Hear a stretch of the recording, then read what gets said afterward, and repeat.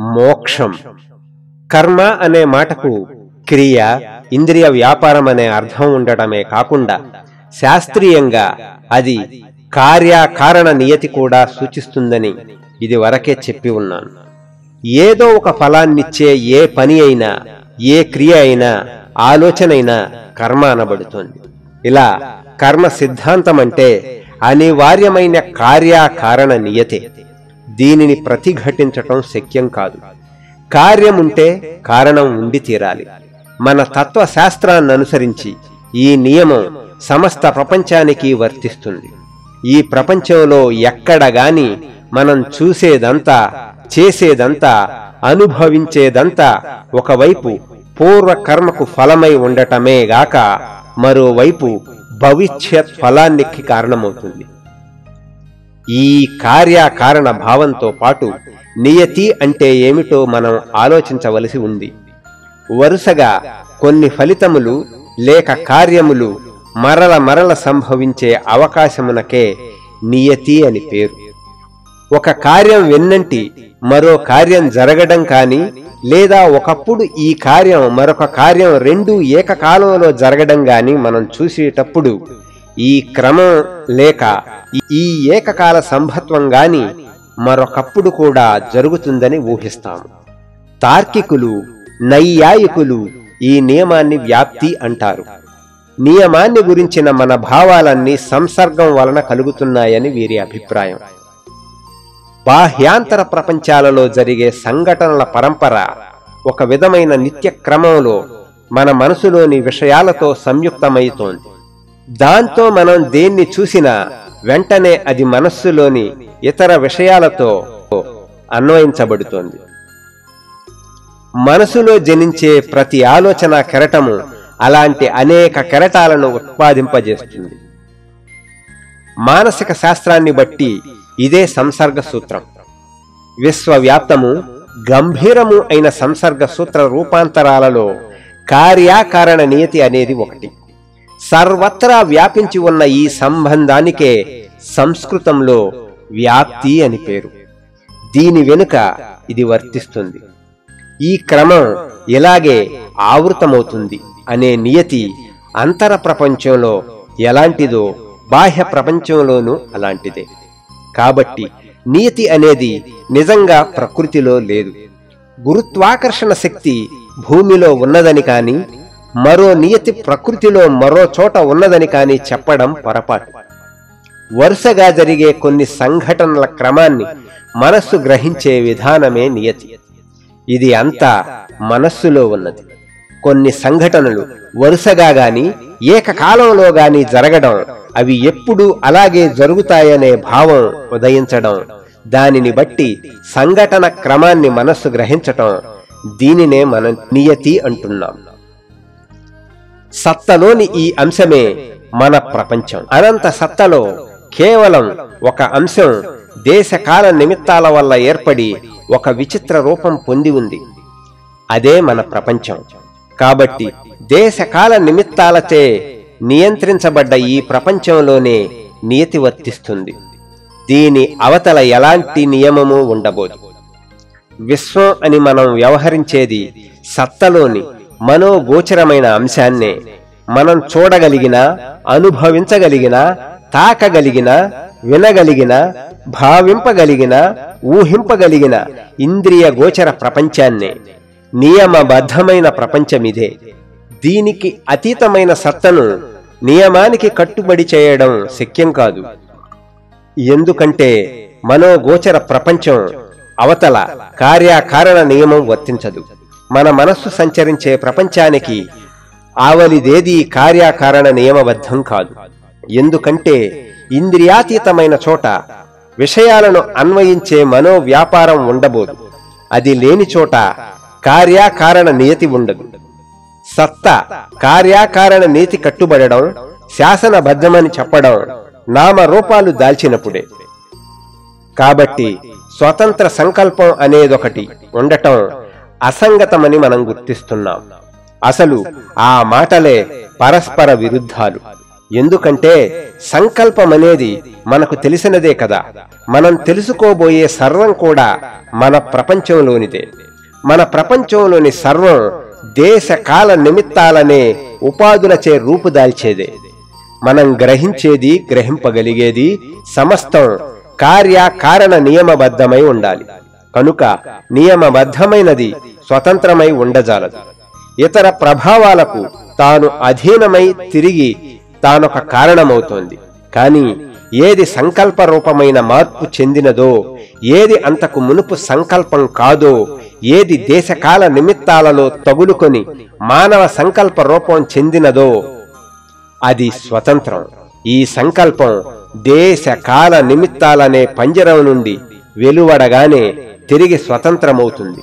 ఇది ముక్తి నుండి జనిస్తుంది, బంధాలకు కట్టుబడుతుంది, తిరిగి అందులో నుండి వెలువడి ముక్తిని పొందుతుంది. ఈ విశ్వం ఎవరి నుండి ఉద్భవిస్తోంది, ఎవరిలో నిలిచి ఉంది, తిరిగి ఎవరిలో లీనమవుతోంది అనే ప్రశ్నకు ఇది ముక్తి నుండి ఉద్భవించి బంధంలో నిలిచి మరలా ముక్తిలో లీనమవుతుందని జవాబు చెప్పబడింది. కనుక మానవుడు ఈ అనంత తత్వం యొక్క అభివ్యక్తీకరణే అని మనం చెప్పేటప్పుడు అందులో కేవలం ఒక సూక్ష్మాంశమే మానవుడని మన తాత్పర్యం. మనకు కనిపించే ఈ మన శరీరాలు అఖండ తత్వంలో ఒక అంశం, అనంత తత్వంలో కేవలం ఒక బిందువు. ఈ సమస్త ప్రపంచం ఆ అనంత తత్వంలో ఒక లేశ మాత్రమే. ఇక మన నియమాలు, నిర్బంధాలు, ఆనందాలు, దుఃఖాలు, సుఖాలు, ఆశలు సర్వం ఈ చిన్న ప్రపంచంలోనివే. మన పురోగమన తిరోగమనాలు కూడా ఈ చిన్ని ఆవరణలోనివే. కాబట్టి కేవలం మన కల్పితమైన ఈ ప్రపంచం ఇలాగే సాగుతూండాలని, మనకు తెలిసిన ఈ లోకపు రూపాంతరమే అయిన స్వర్గానికి పోవాలని కోరటం ఎంత అవివేకమో మీకు స్పష్టమే.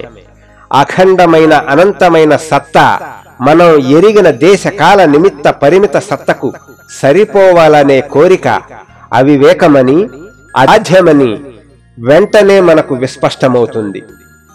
ఇప్పుడున్నదే ఎల్లప్పుడూ తనకుండాలని కోరే వ్యక్తి, నేను కొన్నిసార్లు చెప్పేట్లు హాయినిచ్చే మతం కావాలని కోరే వ్యక్తి తన ప్రస్తుత స్థితి కంటే పైమెట్టు ఊహించుకోలేనంత పతనం చెందినవాడని మీరు గుర్తించవచ్చు. తన ప్రస్తుత సంకుచిత పరిసరాలతో అతడు తాదాత్మ్యం పొందుతున్నాడు. అంతకు మించి మరేమీ లేదు. తాను అసంగతుణ్ణి, అనంతుడననే సంగతి అతడు మరిచిపోయాడు. అతడి ఆశయమంతా ఈ నిమిషంలోని అల్ప సంతోషాలచే, అల్ప దుఃఖాలచే, అసూయలచే పరిమితమై ఉంది. ఈ పరిమితమైన వాటినే అతడు అనంతమని భ్రమిస్తున్నాడు. ఇంతేకాదు, ఈ భ్రాంతి మాసిపోవడానికి అతడు ఇష్టపడడం లేదు. బౌద్ధులు తన్హా తిస్సా అని చెప్పే జీవిత తృష్ణను అతడు గట్టిగా అంటిపెట్టుకుని ఉన్నాడు. మనకు తెలిసిన ఈ చిన్ని ప్రపంచానికి ఆవల వివిధ రకాల లక్షల కొద్దీ ఆనందాలు, జీవులు, పురోగతులు, కార్యకారణ నియతులు ఉండి ఉండవచ్చు. మనమెరిగిన ఈ దృశ్య ప్రపంచమంతా మన నిజ రూపమైన అనంతాత్మతత్వంలో కేవలం ఒక అంశ మాత్రమే. విముక్తిని పొందడానికి ఈ ప్రపంచావధులను మనం అతిక్రమించాలి. ఇక్కడ విముక్తిని చూడలేం.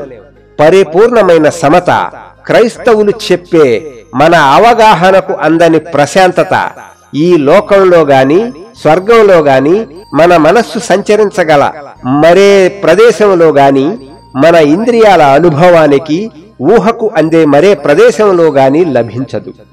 ఇలాంటి ఏ చోటు మనకు ఆ విముక్తిని ఇవ్వలేదు. ఎందుకంటే ఆ ప్రదేశాలన్నీ దేశ కాల నిమిత్తబద్ధమై ఉన్న ఈ విశ్వంలోనివే కాబట్టి.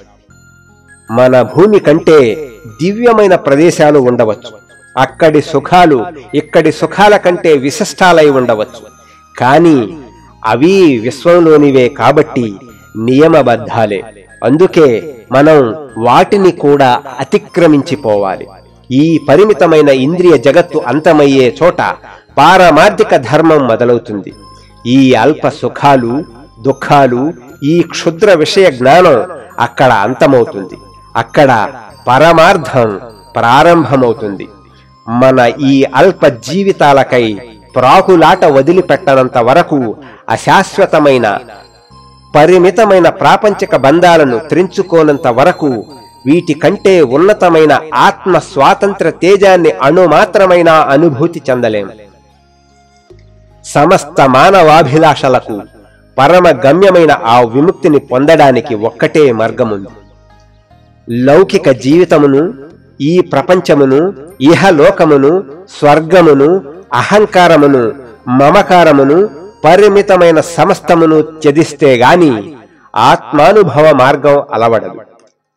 ఇంద్రియ పరికల్పితమైన ఈ అల్ప ప్రపంచం పట్ల మన మోహమును త్యజిస్తే తక్షణమే విముక్తలమవుతాం. సంసార బంధం నుండి బయటపడటానికి నియమ బంధాలను, కార్యకారణ నియతిని అతిక్రమించటం ఒక్కటే మార్గం. కానీ ఈ సంసార మోహాన్ని త్యజించటం ఎంతో కష్టం. ఏ కొద్ది మందికో ఇది సాధ్యం. మన శాస్త్రాలలో దీనికి 2 మార్గాలు చెప్పబడ్డాయి. ఒకటి నేతి నేతి, ఇది కాదు ఇది కాదు అనే మార్గం. రెండవది ఇతి ఇతి, ఇది ఇది అనే మార్గం. మొదటిది వ్యతిరేక మార్గం, రెండవది అన్వయ మార్గం. ఇందులో వ్యతిరేక మార్గం అత్యంత కష్టమైనది. మహోన్నత విశిష్ట మనస్కులు, అసాధారణ సంకల్ప శక్తిమంతులు అయిన వారు కేవలం వద్దు, నాకిది వద్దు అనగానే వారి నిశ్చయానికి వారి మనః శరీరాలు విధేయాలై ఉంటాయి. అలాంటి వారికే నేతి నేతి మార్గం సాధ్యం. వారే ఆ మార్గంలో విజయం పొందగలరు. అలాంటి వారు ఎంతో అరుదు. మానవులో అత్యధికులు అన్వయ మార్గాన్ని, సంసార మార్గాన్ని ఎన్నుకుంటారు. బంధాలనే బంధ విమోచన సాధనాలుగా వినియోగించుకుంటారు. ఇది ఒక విధమైన త్యాగమే.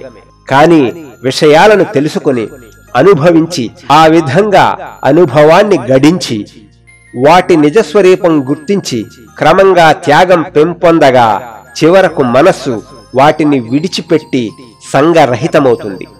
మొదటి మార్గం విచారణ ద్వారా సంగరాహిత్యాన్ని సాధించటం.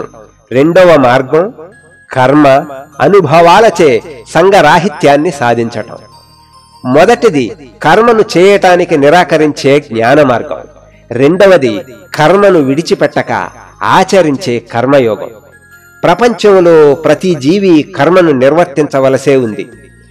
ఎవరు ఆత్మలో పూర్తిగా సంతుష్టులై ఉన్నారో, ఎవరి కోర్కెలు ఆత్మను దాటిపోవో, ఎవరి మనస్సు ఎప్పుడూ ఆత్మాభిముఖంగా ఉంటుందో, ఆత్మే ఎవరికి సర్వస్వమో, కేవలం అలాంటి వారు మాత్రమే కర్మను నిర్వర్తింపరు. ఇతరులు కర్మను ఆచరించే తీరాలి. పైనుండి పడే నీటి వెల్లువ స్వాభావికంగానే లోతైన ప్రదేశంలో పడి సుడిగుండాన్ని నిర్మిస్తుంది. ఆ సుడిగుండంలో కాసేపు పరిభ్రమించి తిరిగి నిరాటంకంగా సాగిపోవటానికి నిర్నిరోధ ప్రవాహ రూపంలో వెలువడుతుంది. ప్రతి మానవ జీవితము ఈ వెల్లువ వంటిదే. అది సంసార వర్తంలో బడి దేశకాల నిమిత్తబద్ధమై నా తండ్రి, నా తల్లి, నా ఖ్యాతి అని పలవరిస్తూ ఈ సుడిగుండంలో కొంతకాలం పరిభ్రమించి చివరికి ఎలాగో బయటపడి తన స్వాభావికమైన స్వేచ్ఛను తిరిగి పొందుతుంది. లోకం సమస్తము ఇలా చేస్తుంది. మనం ఎరిగినా ఎరుగకపోయినా, మనం గ్రహించినా గ్రహించకపోయినా ఈ సంసార స్వప్నం నుండి బయటపడటానికే మనమందరం ప్రయత్నిస్తున్నాం. మానవుడు గడించిన అనుభవమే అతడు ఈ సంసార సుడిగుండం నుండి బయటపడేందుకు తోడ్పడుతుంది. కర్మయోగమంటే ఏమిటి? కర్మ రహస్యాన్ని గురించిన జ్ఞానం. ప్రపంచం సమస్తము కర్మను చేస్తూనే ఉంది. ఎందుకు? స్వేచ్ఛ కోసం, మోక్షం కోసం. మన స్వతంత్రం, శరీర స్వతంత్రం, ఆత్మ స్వతంత్రం అనే ఒక లక్ష్యానికై అణువు మొదలు మహోన్నత జీవి వరకు కర్మను చేస్తున్నారు. సమస్త వస్తువులు స్వాతంత్రం కోసమే సదా ప్రయత్నిస్తున్నాయి. బంధాన్ని తెంచుకుని పరుగులెత్తాలని చూస్తున్నాయి. సూర్యుడు, చంద్రుడు, భూమి, గ్రహాలు సమస్తము బంధాన్ని విదిలించుకొని పరిగెత్తడానికే ప్రయత్నిస్తున్నాయి. ప్రకృతిలోని కేంద్రం నుంచి దూరంగా లాగే శక్తులు, కేంద్రం వైపుకు ఆకర్షించే శక్తులు మన విశ్వానికి సంబంధించిన ముఖ్య ధర్మాలై ఉన్నాయి. ఈ ప్రపంచంలో సుదీర్ఘ కాలం పాటు ఎన్నో ఎదురు దెబ్బలు తిని ప్రపంచ వాస్తవికతను చాలా ఆలస్యంగా తెలుసుకుంటాం. కర్మయోగాన్ని అవలంబించటంచే కర్మ రహస్యాన్ని, కర్మాచరణ విధానాన్ని, కర్మలోని అఖండ నిర్మాణ శక్తిని గ్రహిస్తాం. ముందుగానే శక్తిని వినియోగించే విధానం తెలియకపోతే దానిలో ఎక్కువ భాగం వ్యర్థంగా ఖర్చవుతుంది. కర్మయోగం కర్మాచరణానికై శాస్త్రాన్ని ఏర్పరుస్తున్నది. ప్రపంచ నడవడినంతా వినియోగించుకునే పద్ధతిని కర్మయోగం మనకు బోధిస్తుంది. కర్మ అనివార్యం, అది అలా ఉండవలసిందే. కాని మనం కృషి చేయవలసినది పరమ పురుషార్థం కోసం. ఈ సంసారం మూన్నాళ్ల ముచ్చట అని, దీన్ని మనం తరించాల్సిందేనని, నిజమైన విముక్తి ఈ సంసారంలో లేదని, ఈ సంసారానికి అతీతమై ఉన్నదని కర్మయోగం మనకు తెలియజేస్తుంది. సంసారం తరించడానికి తప్పకుండా మనం ఈ సంసారం ద్వారానే మెల్లగా పురోగమించాలి. తాను విడిచిన కుబుసాన్ని నిర్లిప్తంగా వీక్షించే పాముల సంసారాన్ని విడిచి తటస్థ సాక్షులుగా ఉండే అసాధారణ పురుషులు లోకంలో కొందరుంటారు. వారిని గురించి నేనిదివరకే చెప్పాను. లోకంలో ఇలాంటి అలౌకిక పురుషులున్న మాట నిజం. కాని మిగిలిన మానవ కోటి నెమ్మదిగా కర్మానుభవం పొందాలి. వీరంతా కర్మ ప్రపంచం ద్వారా నడవవలసిన వారే. మనకు అత్యంత ప్రయోజనకరమైన పద్ధతిలో కర్మ రహస్యాన్ని, కర్మాచరణ విధానాన్ని కర్మయోగం మనకు తెలుపుతుంది. కర్మయోగం ఏం బోధిస్తుంది? అసక్త సతతం కార్యం కర్మ సమాచర. ఫలాపేక్ష లేకుండా విహితమైన కర్మను ఎల్లప్పుడూ చేస్తూ ఉండాలి. కాని ఆ కర్మలతో ఎలాంటి సంఘాన్ని ఏర్పరచుకోరాదు. దేనితోనూ తాదాత్మ్యం పొందవద్దు. మీ మనస్సును స్వతంత్రంగా ఉంచుకోండి. లోకంలో మీకు కనబడే ఈ దుఃఖాలన్నీ, ఈ బాధలన్నీ సంసారంలో అనివార్యాలైన పరిస్థితులు. దారిద్ర్యం, సంపదలు, సౌఖ్యం అన్నీ క్షణికాలు. ఇవి మన యథార్థ స్వరూపంలోనివి కావు. యథార్థ స్వరూపం సుఖ దుఃఖాతీతం, ఇంద్రియాతీతం, భావనాతీతం అయినా మనమెప్పుడూ కర్మను నిర్వర్తిస్తూనే ఉండాలి. కర్మ చేతగాదు, సంగం చే దుఃఖం కలుగుతోంది.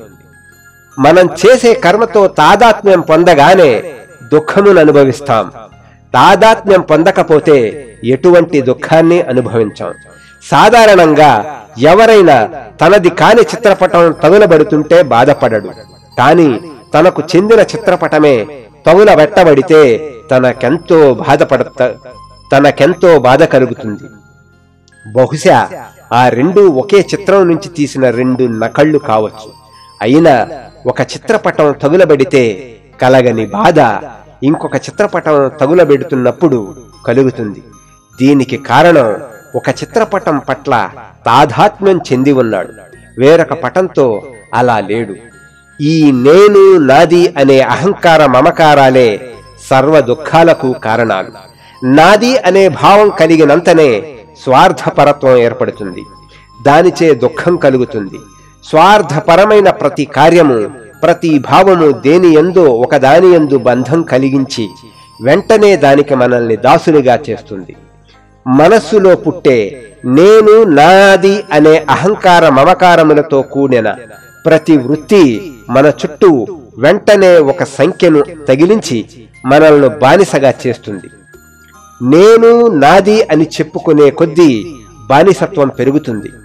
బానిసతనంతో దుఃఖము పెరుగుతుంది. కాబట్టి లోకంలో ఉన్న చిత్రపటాలన్నింటి సౌందర్యాన్ని చూసి ఆనందించు.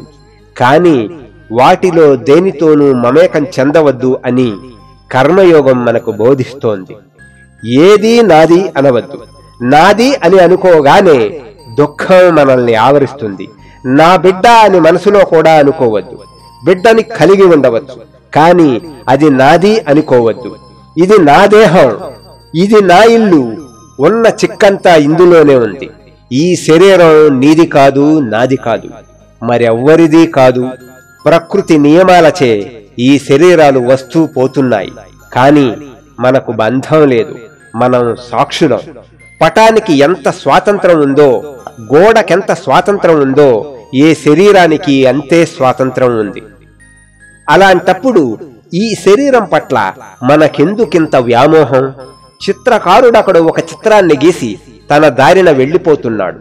ఇది నా అధీనంలో ఉండాలి అనే అహంకారాన్ని పొందవద్దు. పొందితే మీకు దుఃఖం మొదలైనట్లే. కాబట్టి కర్మయోగం ఇలా బోధిస్తోంది. స్వార్థ చింతను, మమకారాన్ని తలెత్తనీయవద్దు. వీటిని మీరు అణచగలిగినప్పుడు అణిచివేయండి. మనస్సులో దానికి సంబంధించిన వృత్తిని కూడా కలగనీయవద్దు. ఆ తరువాత మీరు సంసారంలో ప్రవేశించి యథాశక్తి కర్మను నిర్వర్తించవచ్చు. అప్పుడు ఈ లోకంలో మీ ఇష్టం వచ్చిన చోటకు వెళ్ళండి. అందరితో కలిసిపోయి మెలగండి. దాని వలన లేశమైనా మీకు దోషం అంటదు. నీటిలో ఉన్నప్పటికీ తామరాకుకు నీరు అంటటం లేదు. మీరు అలాగే సంసారంలో వర్తింపవచ్చు. దీనినే వైరాగ్యం అంటారు. వైరాగ్యం లేనిదే ఏ యోగాన్ని సాధించలేమని మీకు చెప్పినట్లు నాకు జ్ఞాపకం. అన్ని యోగాలకు వైరాగ్యమే మూలాధారం. ఒక వ్యక్తి ఇంటిని, మంచి దుస్తుల్ని, మంచి ఆహారాన్ని వదిలేసి ఎడారిలో నివసిస్తున్నప్పటికీ అతడు అత్యంత అనురక్తి కలవాడై ఉండవచ్చు. అతనికున్నదంతా అతడి శరీరమే. అదే తన సర్వస్వంగా అతడు గణించవచ్చు. కానీ జీవించినంత కాలం శరీరం కోసమే బాధలు పడతాడు. వైరాగ్యమంటే బాహ్య శరీరాన్ని ఇబ్బందులకు గురిచేసే ఆచరణ కాదు. వైరాగ్యమంతా మనస్సంబంధమైనది. నేను, నాది అనేది మానసిక పాశాలు. శరీరంతోనూ ఇంద్రియ విషయాలతోనూ బంధించే ఈ పాశాలు మనలో లేని పక్షంలో మనం ఎక్కడ ఉన్నా, ఏమిగా ఉన్నా విరక్తులమే. ఒకడు సింహాసనాసీనుడై ఉండి పరమ విరక్తుడుగాను, మరొకడు చింపి గుడ్డలు ధరించే పరమ రక్తుడుగాను ఉండవచ్చు. మొట్టమొదట మనం వైరాగ్యాన్ని సంపాదించి తరువాత నిర్విరామ కర్మాచరణ దక్షులం కావాలి. వైరాగ్యం కష్టసాధ్యమవటం నిజమే. అయినా కర్మయోగం మనకు ఆ సాధనకు అనువైన మార్గాన్ని చూపుతుంది. వైరాగ్య సాధనకు 2 మార్గాలు ఉన్నాయి. దీనిలో ఒకటి భగవంతునిలో గాని, మరెలాంటి బాహ్య సహాయంలో గాని నమ్మకం లేని మార్గం. వారి సాధక బాధకాలు వారే చూసుకోవాలి. నేను విరక్తుడను కావాలి అనే దృఢ నిశ్చయాన్ని పూని వాళ్ళు తమ మనోబలంతో, విచక్షణతో కృషి చేయాలి. భగవంతునిలో విశ్వాసం గల వాళ్ల మార్గం ఇంతకంటే ఎంతో సులభం.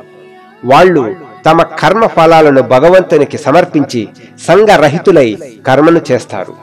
దేన్ని చూసినా, దేన్ని అనుభవించినా, దేన్ని విన్నా, దేన్ని చేసినా సర్వం వాళ్ళు భగవదర్పిత మనస్సుతోనే చేస్తారు. మనం ఏ కర్మను చేసినా దాని వలన స్వలాభాన్ని గాని, పరులచే పొగడ్తను గాని ఆశించరాదు. సర్వం భగవంతుడిదే. కర్మ ఫలాన్ని భగవంతుడికే సమర్పించండి. మనం జగన్నాథుని సేవకులమని, అతడి ఆజ్ఞలను నిర్వర్తిస్తున్నామని, కర్మను చేసే ప్రతి క్షణము అతడే మనల్ని ప్రేరేపిస్తున్నాడని భావించి కర్మ ఫలాల పట్ల నిర్లిప్తులమై ఉందాం. మీరు ఆరాధించేదంతా, చూసేదంతా, చేసేదంతా భగవంతునికి సమర్పించి శాంత చిత్తులై ఉండండి. మన పరిపూర్ణ ప్రసన్న చిత్తులమైన మనం మన శరీరాలను, సర్వాన్ని భగవంతుడికి శాశ్వత సమర్పణంగా, యజ్ఞంగా అర్పిద్దాం. అగ్నిలో హవిస్సులను వేల్చడానికి బదులు అహోరాత్రాలు యజ్ఞ నారాయణుడికి అహంకార సమర్పణమనే ఈ మహాయజ్ఞాన్ని, ఈ ఏకైక యజ్ఞాన్ని వనర్చండి. ఈ ప్రపంచంలో నిధి నిక్షేపాలను అన్వేషిస్తూ నీవే నా పెన్నిధివని కనుగొన్నాను, నన్ను నీకు సమర్పించుకుంటున్నాను. ఈ సంసారంలో ప్రియుణ్ణి అన్వేషిస్తూ నీవే నా ప్రాణ ప్రియుడవని కనుగొన్నాను, నన్ను నీకు సమర్పించుకుంటున్నాను అని రేయింబవళ్ళు భగవంతునికి ఆత్మ నివేదన చేసుకుంటూ ఇలా విన్నవించుకుందాం. ఏదీ నా కోసం కాదు, మంచిదైనా చెడ్డదైనా, ఆ రెండూ కానిదైనా నేను లక్ష్య పెట్టను. నా సర్వస్వం నీకే సమర్పిస్తాను. ఇలా ఆత్మార్పణ భావన అలవాటు అయ్యేంత వరకు మన రక్తంలోకి, నరాల్లోకి, మెదడులోకి చొచ్చుకుపోయి మన శరీరమంతా ఆ భావనతో విధేయమయ్యే వరకు రేయింబవళ్ళు మన ఆభాస వ్యక్తిత్వాన్ని త్యజిద్దాం. రణభేరీ నినాదాలతో, ఫిరంగుల మోతలతో, అఖండ కోలాహలంతో నిండిన రణరంగ మధ్యానికి వెళ్ళిన మీరప్పుడు ప్రశాంత చిత్తులై, నిర్లిప్తులై ఉంటారు. కర్తవ్యం అనే సామాన్య అభిప్రాయం క్రింది స్థాయికి చెందినదని కర్మయోగం మనకు తెలియజేస్తుంది. అయినా మనమంతా మన కర్తవ్యాన్ని ఆచరించాల్సిన వారమే. అంతేకాకుండా విచిత్రమైన ఈ కర్తవ్య బుద్ధి తరచూ మహా దుఃఖ కారణమవడం కూడా మనం గుర్తించవచ్చు. కర్తవ్యం మనలో ఒక రుగ్మతగా పరిణమించి ఉంది. ఇదే మనల్ని కర్మరంగానికి లాగుతోంది. ఇది మనల్ని ఆవహించి మన జీవితాన్ని దుఃఖమయం చేస్తుంది. ఇదే మానవ జీవిత వృక్షానికి వేరు పురుగు. ఈ కర్తవ్య చింత మానవ మనః కమలా దహించి వేస్తున్న గ్రీష్మ సూర్యుడు. పాపం ఆ కర్తవ్య బానిసలను చూడండి. కర్తవ్యాలచే వారికి స్నానం చేయడానికి తీరిక లేదు, భగవంతుణ్ణి ప్రార్థించటానికి తీరిక లేదు. సదా కర్తవ్యం వారిని ఆవహించి ఉంది. ఇంటి నుండి వెళ్లి వాళ్లు కార్యనిమగ్నులై ఉంటారు. కర్తవ్యం వారిని ఆవహించి ఉంది. ఇంటికి వచ్చి తిరిగి మరునాటి కార్యాలను గురించి ఆలోచిస్తారు. కర్తవ్యం వారిని ఆవహించి ఉంది. బండికి పూంచిన గుర్రం మాదిరి చివరకు ఏ నడివీధిలోనో ప్రాణాలు విడవలసి వచ్చే ఇలాంటి జీవితం కేవలం బానిస జీవితం కాదా? కర్తవ్యమంటే జనుల అభిప్రాయం ఇలా ఉంది.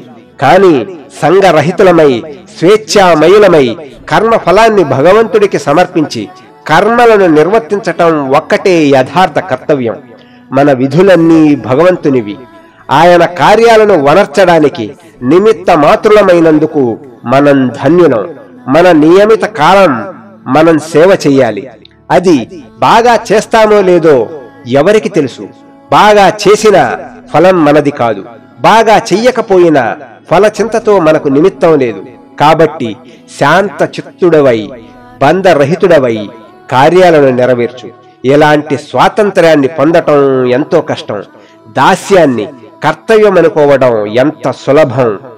రక్త మాంస కల్పిత శరీరంపై వ్యామోహానికి కర్తవ్యం అని పేరు పెట్టడమా? జనం లౌకిక జీవితంలోకి దిగి ధనం కోసమో, తమకు మోహమున్న మరి దేనికోసమో పెనుగులాడుతుంటారు, కలిహిస్తుంటారు. ఎందుకీ గందరగోళం అని వారిని అడగండి. ఇది మా విధి కదా అని జవాబిస్తారు. కాని నిజానికి విపరీతమైన ధన కనక వ్యామోహం, స్వలాభేక్ష.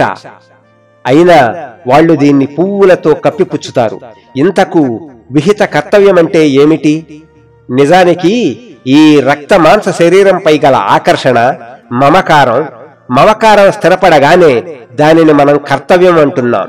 ఉదాహరణకు, వివాహాచారం లేని దేశాలలో భార్యాభర్తల మధ్య కర్తవ్యాలు లేవు. వివాహమైనప్పుడు పరస్పర మోహానికి కట్టుబడి వాళ్లు కలిసి జీవిస్తున్నారు. కొన్ని తరాలైన పిదప ఆ విధమైన జీవనం స్థిరపడుతుంది. స్థిరపడగానే అది కర్తవ్యం అవుతున్నది. అదొక విధమైన దీర్ఘకాలిక వ్యాధి అని చెప్పవచ్చు. అస్వస్థత తీవ్రమైనప్పుడు దానిని రోగమంటున్నాం. ఆ రోగమే దీర్ఘకాలమైనప్పుడు దానిని స్వభావం అంటున్నాం. అదే విధంగా అనుబంధం దీర్ఘకాలికమైనప్పుడు దానినే విహిత కర్తవ్యమని పెద్ద పేరు పెడుతున్నాం. దానిపై పువ్వులు చల్లుతున్నాం, వాద్యాలు మోగిస్తున్నాం, మంత్రాలు పఠిస్తున్నాం. ఇక ఈ ధర్మం నిమిత్తం లోకమంతా నడుం బిగించి యుద్ధానికి దిగుతుంది. ఇక లోకులు ధర్మ దీక్షబద్ధులై ఒకరినొకరు దోచుకోబోతారు. మానవుడిలోని పశు స్వభావాన్ని నిరోధించే వరకు కర్తవ్య బుద్ధి మంచిదే. మరే ఇతర ఆదర్శము లేని నిమ్న స్థాయి వ్యక్తులకు ఇది కొంతదాకా శ్రేయస్కరమే. కాని కర్మయోగులు కావాలనుకునేవారు ఈ కర్తవ్య బుద్ధిని త్రోసిరాజనాలి. మీకు నాకు ఏ విధి లేదు. లోకానికి నీవు ఇవ్వాలనుకున్న దాన్ని అన్ని విధాలా ఇవ్వు. కాని అదొక కర్తవ్యం అనుకుని మాత్రం కాదు. లోకానికి దీన్ని నేనిచ్చాను అని కలలో కూడా తలంచవద్దు. కర్మాచరణంలో బందీవిగాకు.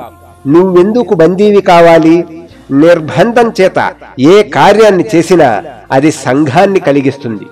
ఏ విధి కూడా నీకెందుకుండాలి, సమస్తం భగవంతుడికి సమర్పించు. ఈ ప్రపంచంలో విద్యుక్త చింత అనే అగ్ని అందరినీ దహించి వేస్తుంది. అందుచేత ఈశ్వర ప్రణిధానమనే అమృతాన్ని గ్రోలి సుఖించండి. పరమేశ్వర సంకల్పాన్నే మనం నెరవేరుస్తున్నాం. పాప పుణ్యాలతో మనకు పనేమిటి? నీకు పుణ్యం కావాలనుకుంటే పాప ఫలాన్ని కూడా స్వీకరించడానికి సిద్ధపడాలి. పాప ఫలం నుండి తప్పించుకోవడానికి ఏకైక మార్గం పుణ్య ఫలాన్ని కూడా విడిచిపెట్టడమే. దుఃఖం నుంచి విముక్తి పొందాలనుకుంటే సుఖాశక్తిని విడువటమే ఏకైక మార్గం. సుఖ దుఃఖాలు ఒకదానికొకటి ముడిపడి ఉంటాయి. ఒకవైపు సుఖముంటే మరోవైపు దుఃఖం ఉంటుంది. ఒకవైపు జన్మముంటే మరొక వైపు మృత్యువు ఉంటుంది. మరణాతీతులు అవ్వాలంటే జీవితంపై ఆసక్తిని విడవడమే ఏకైక మార్గం. జనన మరణాలు ఒక్కటే, రెండు వేరు వేరు కోణాల నుండి చూడబడే ఒకే సత్యం. దుఃఖరహితమైన సుఖం, మృత్యురహితమైన జన్మ అనే భావనలు పసిపిల్లలకు బడిపిల్లలకు చాలా బాగుంటాయి. కానీ వివేకి ఇది కేవలం అసంగతమని గుర్తించి రెండిటినీ విడిచిపెడతాడు. కాబట్టి మీరే పని చేసినా దానివల్ల మీకు పొగట్టగాని బహుమానం కాని రావాలని కోరవద్దు. మనమొక సత్కార్యాన్ని చేశామో లేదో వెంటనే జనులు మనల్ని శ్లాఘించాలని కోరుకుంటాం. ఏ ధర్మకార్యానికో కొంత ధనం ఇవ్వగానే మన పేర్లు పత్రికలలో రావాలని కోరుకుంటాం. దుఃఖమే కదా ఇలాంటి కోరికలకు ఫలం. ప్రపంచంలో ఎంతో మంది మహామహులు ఎవరికీ తెలియకుండానే గతించారు. వారిని గురించి లోకానికి కాస్త కూడా తెలియదు. ఈ మహామహులతో పోలిస్తే మనకు తెలిసిన బుద్ధులు, క్రీస్తులు రెండవ తరగతి వారే. నిశ్శబ్దంగా పాటుపడిన అలాంటి అజ్ఞాత మహానుభావులు 100 మంది ప్రతి దేశంలోనూ జీవించారు. నిశ్శబ్దంగా జీవించి నిశ్శబ్దంగా వెళ్లిపోయారు. కాలక్రమాన వారి భావాలు, ఆలోచనలు బుద్ధుల, క్రీస్తుల మాటలలో వెలువడతాయి. మనకు తెలిసిన ఈ బుద్ధులు, క్రీస్తులే. ఉత్తమోత్తములు ఎన్నడూ తమ జ్ఞానం చేత పేరు ప్రతిష్టలను పొందాలని ఆశించరు. వాళ్ళు తమ ఆశయాలను లోకానికి విడిచిపెడతారు. అవి తమవని చెప్పరు. తమ పేర సాంప్రదాయాలను, సిద్ధాంతాలను నెలకొల్పరు. అలా చేయడానికి వారి స్వభావం వెనుదీస్తుంది. వాళ్ళు శుద్ధ సాత్వికులు. వారెలాంటి సంచలనాల్ని కలిగింప ఇష్టపడరు. తమ ప్రేమలో తామే కరిగిపోతారు. భారతదేశంలో ఒక గుహలో నివసించే ఇలాంటి యోగి పొంగవుణ్ణి ఒకరిని నేను దర్శించాను. నేను చూసిన అత్యద్భుత వ్యక్తులలో ఈయనొకరు. ఈయన తన వ్యక్తిత్వాన్నే మరిచిపోయాడు. అహంకారం ఆయనలో మచ్చుకైనా కనబడదు. సర్వాన్ని తనలో ఇముడ్చుకున్న దివ్యత మాత్రమే ఆయనలో ఉన్నది. జంతువేదైనా ఆయనను చేతిని కరిస్తే రెండవ చేతిని కూడా దానికివ్వడానికి సంసిద్ధుడై సర్వం పరమేశ్వరేచ్ఛ అంటారు. తనకేమి ప్రాప్తించినా పరమేశ్వర సంకల్పమే. లోకులకు ఆయన తనను చూపుకోడు. అయినా ఆయన దివ్యాశయ పరిపూర్ణుడు, ప్రేమామృత సింధువు. ఇలాంటి యోగి పొంగవులు తరువాత చెప్పుకోదగిన వారు రజోగుణాధికులు, కార్యదక్షులు, ధర్మ రక్షణకై నడుం బిగించి పోరాడేవారు. పరిపూర్ణత నొందిన అలాంటి వారి భావనలను గ్రహించి వీళ్లు వాటిని లోకానికి బోధిస్తారు. ఉత్తమోత్తములైన వాళ్ళు నిశ్శబ్దంగా గొప్ప ఉదార పారమార్థిక ఆశయాలను సేకరిస్తారు. ఇతరులు బుద్ధులు, క్రీస్తులు ఊరూరు తిరిగి ధర్మ ప్రబోధం చేస్తూ పాటుపడతారు. గౌతమ బుద్ధుడు తను 25వ బుద్ధుణ్ణి అని చెప్పుకున్నట్లు ఇతడి జీవిత చరిత్రలో కనిపిస్తుంది. ఇతడి ముందు జీవించిన 24 మంది చరిత్రకు అందలేదు. అయినా వాళ్లు వేసిన పునాదుల మీదనే ఈ చారిత్రక బుద్ధుడు తన ధర్మ సౌధాన్ని నిర్మించాడు. ఉత్తమోత్తములెప్పుడూ మౌనులుగా, ప్రశాంతులుగా, అజ్ఞాతులుగా ఉంటారు. వాళ్లే బుద్ధి ప్రభావాన్ని నిజంగా గ్రహించిన వాళ్ళు. తామొక గుహలోకి వెళ్లి ద్వారాన్ని బంధించి యథార్థాలైన 5 భావాలను చింతన చేసి దానితో గతించిన ఆ 5 భావాలు ఆ చంద్రార్కం వెలుగొందుతాయని వారికి బాగా తెలుసు. నిజంగా అలాంటి భావాలు పర్వతాలను చీల్చుకొని సాగరాలను లంఘించి ప్రపంచ వ్యాప్తిని గాంచుతాయి. అవి మానవ హృదయాంతరాళంలో ప్రవేశించి మనోబుద్ధులందు వ్యాపించి దైనందిన జీవితంలో వాటిని ఆచరణలో అభివ్యక్తం చేసే విధంగా స్త్రీ పురుషులను తయారు చేస్తాయి. అటువంటి సత్వస్వరూపులు సదా సర్వేశ్వరుడికి అత్యంత సన్నిహితులై ఉండటం చేత కార్యనిరతులు కాలేరు, పోరాడలేరు, పాటుపడలేరు, పెనుగులాడలేరు, బోధించలేరు, లోకహితాన్ని వనరించలేరు. తీవ్ర కార్యనిమగ్నులైన వారు ఎంత మంచివారైనప్పటికీ వారిలో ఏ కొంచెమో అజ్ఞానం ఇంకా నిలిచే ఉంటుంది. మన స్వభావంలో కొంత మాలిన్యం ఉంటేనే కర్మ చెయ్యగలుగుతాం. సాధారణంగా రాగం చేత, ప్రయోజనం చేత ప్రేరేపించబడటం కర్మ స్వభావంలోనే ఉంది. చేమ చిటుక్కుమంటే గ్రహించే జగద్రక్షకుని ముందు మానవుడు తన కర్మలకు ఎలాంటి ప్రాముఖ్యాన్ని ఆరోపించుకోగలడు? జగన్నాథుడే జగత్తులోని ప్రతి అల్ప వస్తువును గూర్చి శ్రద్ధ వహిస్తున్నాడని గ్రహించి మన చేష్టలకు ప్రాముఖ్యాన్ని కల్పించుకోవటం దైవ నింద కదా. మనం సంభ్రమంతో అత్యంత భక్తి శ్రద్ధలతో నిలబడి చేతులు జోడించి నీ ఇచ్చనే నెరవేరుస్తాం అని ప్రార్థింపవలసిన వారమే. మహోన్నతులు పూర్తిగా సంఘ విరహితులై ఉండటం చేత కర్మ చేయలేరు. ఎవరి మనస్సు ఆత్మలీనమై ఉందో, ఎవరి కోర్కెలు పరమాత్మైక నిష్ఠలై ఉన్నాయో, ఎవరు పరమాత్మతో నిత్యయోగం పొంది ఉన్నారో అలాంటి వారికి కర్మ లేదు. వారే నిజంగా మానవోత్తములు. వారు తప్ప మిగిలిన వారంతా కర్మను నిర్వర్తించే తీరాలి. అలా చేసినప్పుడే లోకంలో ఎంత అల్ప వస్తువుకైనా సరే మనం సహాయపడగలమని ఎన్నడూ భావించకుండా ఉందాం. మేలు చేయడం మన వల్ల కాదు. ప్రపంచమనే ఈ గొప్ప వ్యాయామశాలలో మనం చేసే మేలు మనకే. ఇదే కర్మాచరణంలో మనకు ఉండవలసిన సరైన మనోవైఖరి. ఈ విధంగా కర్మను చేస్తే ఇలా కర్మాచరణ మనకు భగవంతుడు ప్రసాదించిన గొప్ప అవకాశమని ఎల్లప్పుడూ మనం గుర్తించి ప్రవర్తిస్తే మనకు దేనిలోనూ ఎన్నడూ సంగం కలుగదు. మీలాంటి నాలాంటి లక్షల మంది తాము ఈ లోకంలో ఘనులమని భావిస్తుంటారు. కాని మనమందరం మరణిస్తాం. మరణించిన 5 నిమిషాలకే ప్రపంచం మనల్ని మరిచిపోతుంది. కాని భగవంతుడు శాశ్వతుడు. ఆ సర్వశక్తిమంతుడు సంకల్పించకపోతే ఎవడైనా ఒక్క క్షణం జీవించగలడా? ఒక్క క్షణం శ్వాసించగలడా? అతడే సదా సర్వ జగన్నియామకుడు. సమస్త శక్తి అతడిది. అతడి ఆధీనంలోనిది. అతడి ఆజ్ఞ చేత గాలులు వీస్తున్నాయి, సూర్యుడు ప్రకాశిస్తున్నాడు, పొడమి జీవిస్తున్నది, పిదప మృత్యువు దానిని కబళిస్తున్నది. అతడే సర్వ నియామకుడు. సర్వం ఆయనే, సర్వంలోనూ ఉన్నవాడు ఆయనే. మన చేతనైనది ఆయన్ను ఉపాసించడం మాత్రమే. సర్వ కర్మ ఫలత్యాగం చెయ్యి. లోకం మేలు కోసమే లోకహితమనర్చండి. అప్పుడే అఖండ వైరాగ్యం కలుగుతుంది. ఇలా హృదయ గ్రంథులు విడివడి అఖండ మోక్షం సిద్ధిస్తుంది. నిజానికి ఇలాంటి మోక్షమే కర్మయోగ పరమావధి, పరమ ప్రయోజనం కూడా.